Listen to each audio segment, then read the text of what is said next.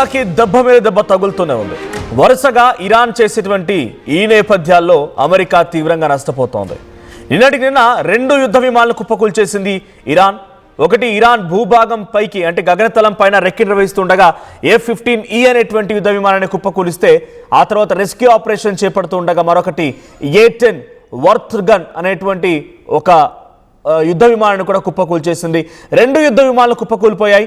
అయితే ఒక డైరెక్ట్గా Iranian western part of Iranian అంటే డైరెక్ట్గా అటు స్ట్రైట్ ఆఫ్ హార్మూజ్ మీద నుంచి ఇరాన్ భూభాగం గగనతలం పైకి వచ్చి అక్కడ రెక్కి నిర్వహిస్తుండగా కంబాట్ ఆపరేషన్ నిర్వహిస్తూ ఉండగా ఈ విమానాన్ని కుప్పకూల్చింది అటు ఇరాన్కి సంబంధించినటువంటి S-300 అనేటువంటి interceptor air defence system. So ఈ ఘటనలో 2 పైలట్స్ ఉన్నారు. 2 పైలట్స్లో ఒకరిని సేఫ్గా అమెరికా రెస్క్యూ చేయగలిగింది, ఒకరు మాత్రం ఇప్పుడు ఇరాన్ హ్యాండ్ ఓవర్లో ఉన్నారు. ఇరాన్ వారిని క్యాప్చర్ చేసింది. సో 2 మెంబర్స్ ఉన్నారు. F-15E it's strike eagle. So దీన్ని స్ట్రైక్ ఈగల్ అని చెప్తుంటారట. డేగ కన్ను మాదిరిగా పక్కగా ప్రెసైజ్డ్గా టార్గెట్ చేసి శత్రువుని చీల్చగలిగేటువంటి సామర్థ్యం ఉంది ఈ విమానానికి. అయితే ఈ విమానం ఇరానియన్ భూభాగం పైకి అంటే గగనతలం పైన కంబాట్ ఆపరేషన్ నిర్వహిస్తోందట. ఆ లైవ్ విజువల్స్ మీరు చూస్తున్నారు. సో డైరెక్ట్గా ఇరాన్ విడుదల చేసినటువంటి కొన్ని లైవ్ విజువల్స్ ఇవన్నీ కూడా.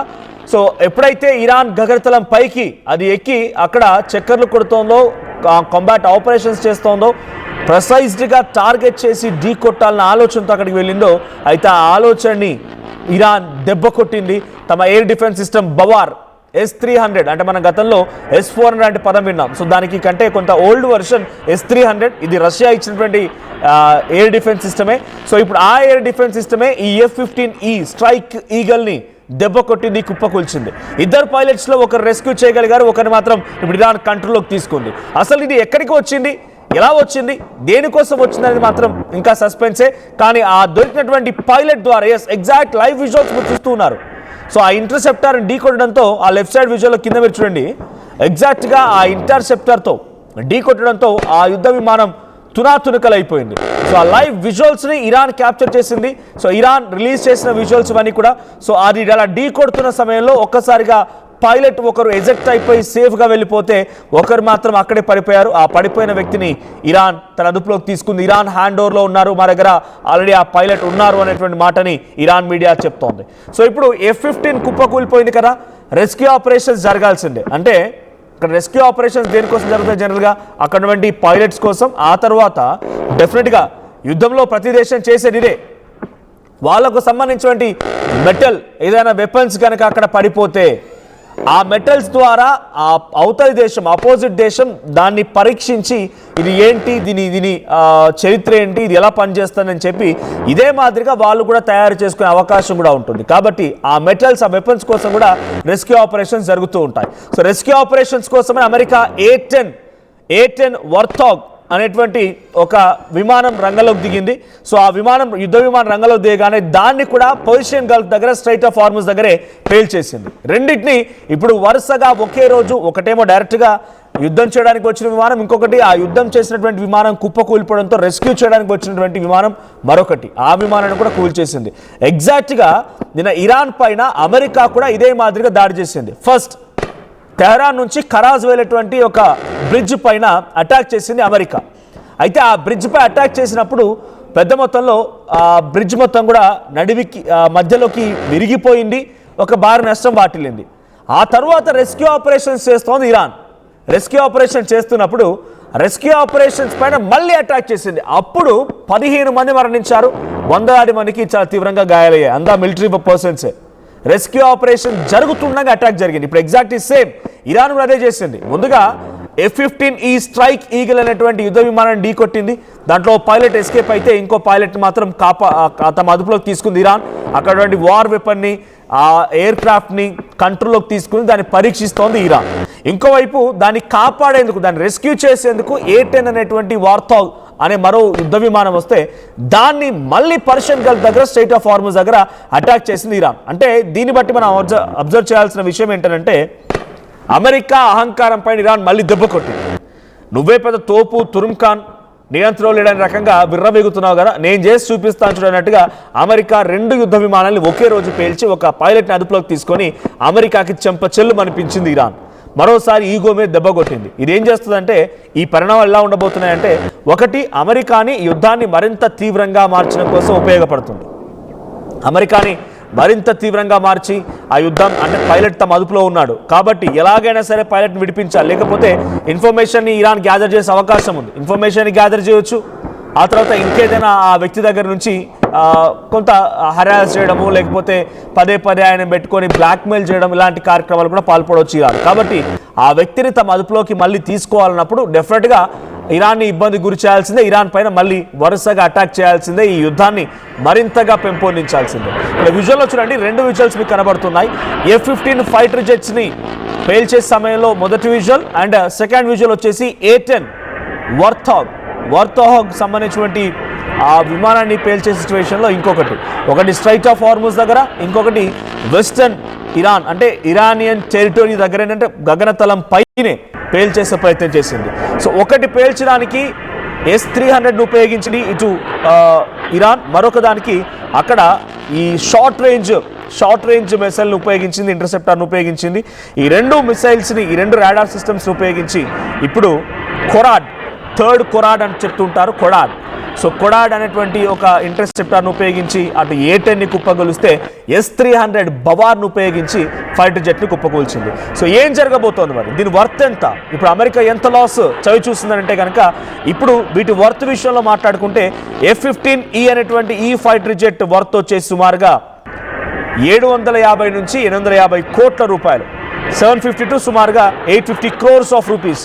సో ఒక్కదాని వర్త్ యావరేజ్గా మనం 700 crores వేసుకున్నా కూడా ఇటు సుమారుగా 1500 crores ఇప్పుడు నష్టపోయింది అమెరికా. ఇక్కడ ఎక్కువగా నష్టం వాటిల్లింది డబ్బు విషయం ఏమని కాదు, డబ్బు విషయం గురించి అమెరికా ఆలోచించదు, కానీ తమ పైలట్ అప్పుడు ఇరాన్ అదుపులో ఉన్నారు. ఆ పైలట్ నుంచి ఏ ఇన్ఫర్మేషన్ ఇరాన్ గ్యాదర్ చేస్తుందో, తమ మిసైల్స్ కుప్పకూలిపోయాయి, తమ ఎయిర్ క్రాఫ్ట్స్ అక్కడ కుప్పకూలిపోయాయి. కాబట్టి వాటి ద్వారా ఇటు రష్యా కానీ చైనా కానీ అవకాశం దొరికి వాటిపైన ఇన్వెస్టిగేషన్ చేసి వాటిని పరీక్షించి వాటి అలాగానే ఇంకొని కూడా తయారు చేయడానికి అవకాశం ఉంటుంది. డెఫినెట్గా ఎయిర్ క్రాఫ్ట్ అన్నీ పనిచేస్తున్న నావిగేషన్ సిస్టమ్స్ అంటే డెఫినెట్గా వాటిలో సర్క్యూట్స్ ఉంటాయి, నావిగేషన్ సిస్టమ్స్ ఉంటాయి. సో వాటిలో టెక్నాలజీ ఉంటుంది, వాటిలో ఎటువంటి మెటల్స్ వాడారో తెలుసుకోవడానికి అవకాశం ఉంటుంది. సో వాటన్నిటిని ఉపయోగించి శత్రు దేశాలు కూడా అదే మాదిరిగా మిసైల్స్ను, అదే మాదిరిగా ఫైటర్ జెట్స్ను తయారు చేయడానికి అవకాశం ఉంటుంది. కాబట్టి అవి కూడా చిక్కనివ్వదు. ఉదాహరణకి మీకు గుర్తుండే ఉంటుంది, చైనా కొన్ని మిసైల్స్ని పాకిస్తాన్కి ఇచ్చి పాకిస్తాన్ దగ్గర నుంచి భారత్ పైన అటాక్ చేయించినప్పుడు హర్యానా, హిమాచల్ ప్రదేశ్ లాంటి ప్రాంతాల్లో కొన్ని మిసైల్స్ పడిపోయాయి. ఆ మిసైల్స్ పేలలేదు. తుప్పు పట్టిన మిసైల్స్ని చైనా ఆ పాకిస్తాన్కి ఇస్తే పాకిస్తాన్ వాడు మనపై ఆ మిసైల్స్ని ప్రయోగించాడు. మన పిల్లలు వాటితో ఆడుకున్నారు, అది వేరే విషయం. హిమాచల్ ప్రదేశ్, హర్యానా నిజంగా జరిగింది. మన పిల్లలు ఆడుకున్నారంటే ఎగ్జాగరేట్ చెప్తున్నారేమో అనుకోవచ్చు. మీరు నిజం కావాలంటే గూగుల్ చేయండి. హర్యానా, హిమాచల్ ప్రదేశ్లో ఇండియా పాకిస్తాన్ వార్ అప్పుడు చైనా ఇచ్చిన మిసైల్స్ పేలకుండా పడిపోయాయి. అక్కడ అవి పేలలేదు, అవి పడిపోయాయి అంతే, వచ్చి సైలెంట్గా అక్కడ పంట పొలాల్లో పడిపోయి ఉన్నాయి. వాటిని మన వాళ్ళు నిజంగా మోసుకొచ్చి ఆర్మీకి అప్పగించారు, పిల్లలే మోసుకొచ్చారు, ఆడుకున్నారు వాటితో. సో ఇక్కడ ఏంటి, అప్పుడు ఈ ఎగ్జాంపుల్ ఎందుకు చెప్తున్నానంటే, చైనా కొంత ఆందోళన వ్యక్తం చేసింది. ఏమని, మా మిసైల్స్ అక్కడ పడిపోయాయి, మా టెక్నాలజీ ఇండియాకి తెలుస్తుంది, మేమేం వాడాం, దాంట్లో ఎటువంటి మెటీరియల్ని ఉపయోగించాం, ఆ టెక్నాలజీ ఎలా ఉంటుందనేది ఇండియాకి తెలుస్తున్న రకంగా పాకిస్తాన్పై కొంత ఒత్తిడి కూడా చేసే ప్రయత్నం చేసింది. ఆ తర్వాత last 1 or half a day ఆ యుద్ధం జరుగుతున్న తరుణంలో పాకిస్తాన్కి ఒక్క మిసైల్ కూడా చైనా ఇవ్వలేదు. ఎందుకంటే మీరు కనీసం పేల్చలేకపోతున్నారు వాటిని, మీకు ఇచ్చి ఉపయోగం లేదు, అనవసరంగా ఇండియాకి మేము మా టెక్నాలజీని షేర్ చేసినట్టు అవుతోంది, సో మేము మీకు ఇవ్వము అన్నట్టుగా చైనా ఆపివేసింది. సేమ్ ఎగ్జాక్ట్గా ఇప్పుడు అమెరికా కూడా ఇరాన్ పట్ల అదే చేయబోతోంది. మా మిసైల్స్ లేకపోతే మా ఎయిర్ క్రాఫ్ట్ అక్కడ పడిపోయాయి కాబట్టి వాటి ద్వారా ఇరాన్ పరీక్షించే అవకాశం ఉంది, లేదా ఇరాన్ మిత్రత్వ దేశమైనటువంటి రష్యా, చైనాలో కూడా పరీక్షించే అవకాశం ఉంది. కాబట్టి వాటిని కూడా రెస్క్యూ చేయాలని చెప్పే రకంగా ఇంకా రెస్క్యూ ఆపరేషన్స్ని కొనసాగిస్తూనే ఉన్నారు. ఈ A-10 అనేటువంటి ఈ వార్తాగ్ రెస్క్యూ కోసం వెళ్ళినటువంటి విమానమే కుప్పకూలిపోయింది. అయినా కూడా అమెరికా వెనుకడుగు వేయడం లేదు, ఇంకా యుద్ధాన్ని పెంచే అవకాశం ఉంది.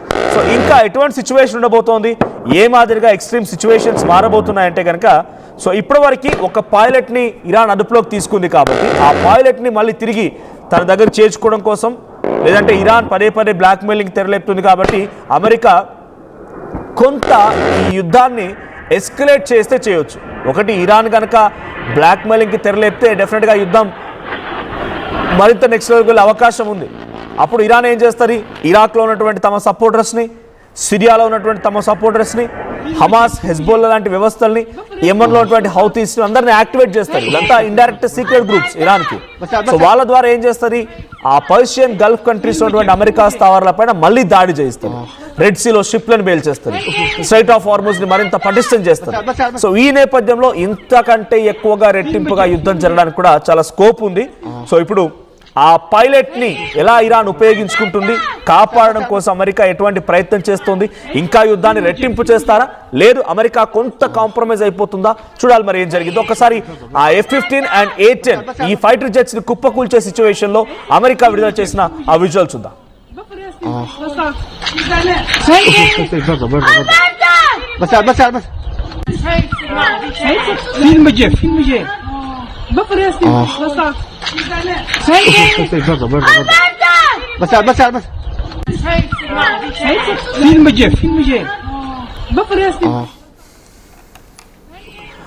అమెరికా సైతం తమ విమానాలను, యుద్ధ విమానాల రంగంలోకి దింపి ఇరాన్ని ఇరుకున పెట్టాలనుకుంటే ఇరాన్ దగ్గర ఉన్నటువంటి కొన్ని రష్యా ఇచ్చినటువంటి, అంటే ఇప్పుడు కాదు, రష్యా దగ్గర కొనుగోలు చేసింది ఇరాన్. సో రష్యన్ మేడ్ ఆ ఇంటర్సెప్టార్స్ రాడార్ సిస్టమ్ ద్వారా అమెరికా సైతం భయపడిపోవాల్సిన పరిస్థితి వచ్చింది. మీకు గుర్తుండి ఉంటుంది, సుదర్శన చక్ర S-400 పాకిస్తాన్ ప్రయోగించిన ఒక్క మిసైల్ ని కూడా ఇండియాలో మన భూభాగాన్ని టచ్ చేయనివ్వలేదు మన S-400 సుదర్శన చక్ర. అదే మాదిరిగా అటు ఇరాన్ దగ్గర కూడా S-300 అనేటువంటి ఒకటి ఉంది, దాని పేరు వాళ్ళు బవార్ అని పెట్టుకున్నారు. ఆ S-300 ని ఇప్పుడు నెక్స్ట్ అమెరికా టార్గెట్ చేయబోతోంది. ఆ రాడార్ సిస్టమ్ ని బ్రేక్ చేయబోతోంది.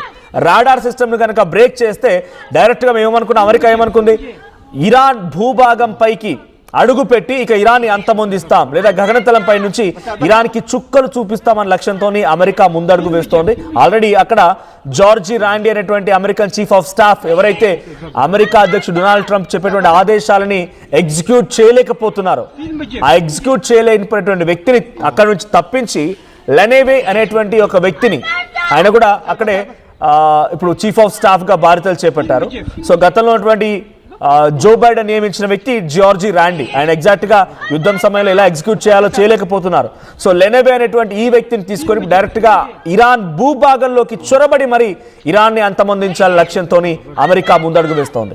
సో అందులో భాగంగానే అమెరికా చీఫ్ ఆఫ్ స్టాఫ్ ని మార్చడం, యుద్ధ సామాగ్రిని సమకూర్చుకునే ప్రయత్నం చేయడం, సో యుఎస్ ట్రిపోలి వార్షిప్ ని స్ట్రైట్ ఆఫ్ హార్మూజ్ దగ్గర సిద్ధంగా ఉంచడం, ఇటువైపు నుంచి డైరెక్ట్ గా ఈరోజు F-15E అనేటువంటి యుద్ధ విమానం డైరెక్ట్ గా ఇరాన్ గగనతలం పైకి వెళ్ళిపోయి అక్కడ అటాక్ చేయాలనుకుంది. అప్పుడే తమ దగ్గర రాడార్ సిస్టమ్ ఈ F-15E కుప్పకూల్చింది. సో ఇప్పుడు ఆ రాడార్ సిస్టమ్ ని బ్రేక్ చేయాలి, నావిగేషన్ సిస్టమ్ ని బ్రేక్ చేయాలి. అఫ్ కోర్స్ ఇరాన్ దగ్గర రాడార్ సిస్టమ్ ఎప్పుడో బ్రేక్ అయిపోయింది, వాళ్ళ దగ్గర నావిగేషన్ సిస్టమ్ ఎప్పుడో బ్రేక్ అయిపోయింది. మరి ఎలా వీళ్ళకి ఈ విషయాలు తెలుస్తున్నాయి, ఇంత యుద్ధంలో ఇంత కాన్ఫ్లిక్ట్స్ జరుగుతున్నా ఎలా దాన్ని పసిగట్టగలుగుతుంది ఇరాన్ అంటే కనుక 100% రష్యా సపోర్ట్ ఉంది. రష్యా ఎక్కడి నుంచి ఏ మిసైల్స్ వస్తున్నాయి, ఎక్కడి నుంచి ఏ రకమైనటువంటి వెపన్స్ వస్తూ ఉన్నాయి, అమెరికా ఎలా అటాక్ చేయబోతోంది, స్ట్రాటజికల్ గా అమెరికాని పసిగట్టి ఇరాన్కి ఇన్ఫర్మేషన్ పాస్ చేస్తుంది రష్యా అనడంలో ఎటువంటి అతిశయోక్తి కాదు. 100% రష్యా ఇండైరెక్ట్ సపోర్ట్ ఇస్తుంది. వార్లో ఎంట్రీ ఇచ్చి వారికి డైరెక్ట్ గా ఇటువైపు నుంచి మిసైల్స్ రష్యా ఇవ్వడం అది వేరే విషయం, అది ఇంకా సాధ్యపడలేదు, అది సాధ్యం కాదు కూడా, అది కుదరని విషయం. కానీ మోరల్ సపోర్ట్ గా ఇరాన్ కి సపోర్ట్ ఇచ్చిన టెక్నాలజీ మాత్రం కంప్లీట్ గా రష్యా నుంచి తీసుకొచ్చింది. ఇప్పుడు ఆ టెక్నాలజీని బ్రేక్ చేయాలనే ఆలోచనలో అమెరికా ఉంది. మరి ఆ టెక్నాలజీని బ్రేక్ చేసే అవకాశం అమెరికాకు ఉంటుందా? అంత ఈజీగా రష్యా తన టెక్నాలజీని అమెరికా బ్రేక్ చేయడానికి అవకాశం ఇస్తుందా? చూద్దాం మరి ఏం జరిగిందో. బట్ యాజ్ ఆఫ్ నౌ 2 యుద్ధ విమానాలు పూర్తిగా కుప్పకూలిపోయాయి. ఒకటి స్ట్రైట్ ఆఫ్ హార్మూజ్ దగ్గర, ఒకటి ఇరాన్ భూభాగం పైన కుప్పకూలిపోయింది.